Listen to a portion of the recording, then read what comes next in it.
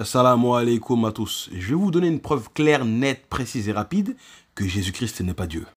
Comme tout le monde le sait dans son subconscient, nous sommes tous des êtres humains, nous avons des ancêtres et une ascendance, c'est normal parce que nous sommes des êtres humains.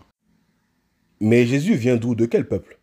Nous lisons dans la Bible qu'une femme samaritaine lui a dit « Comment toi qui es juif me demandes-tu à boire ?» etc. Donc définition du mot juif, c'était une personne qui appartenait au peuple hébreu, descendant de la tribu de Juda, un des descendants d'Israël.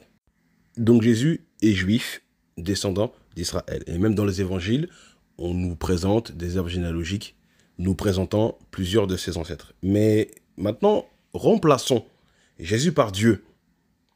Donc ça voudrait dire que Dieu est juif. Attendez. Dieu est juif, descendant d'Israël?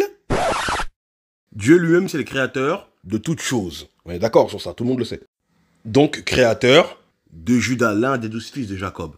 Donc, si Dieu lui-même, c'est le créateur de Juda, et c'est de ce terme-là qu'on a sorti les expressions juif, judée, etc., ben, Dieu ne peut pas lui-même faire partie d'un des descendants de Juda, ou d'être le rejeton de la postérité de David, comme l'aurait dit Jésus dans l'Apocalypse.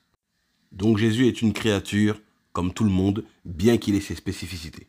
Le Saint-Coran nous dit « Lorsque Moïse dit à son peuple, « Ô mon peuple, certes vous vous êtes fait du tort à vous-même en prenant le veau pour idole, revenez donc à votre Créateur. » Donc de même que le saint prophète Moïse a invité les enfants d'Israël à revenir au Dieu créateur et de délaisser la créature, nous les musulmans, nous invitons les chrétiens à revenir au Dieu créateur, Allah subhanahu wa ta'ala, et à délaisser l'adoration de la créature qui n'est autre que le saint prophète Jésus-Christ. À bon entendeur, salam alaikum wa rahmatullah.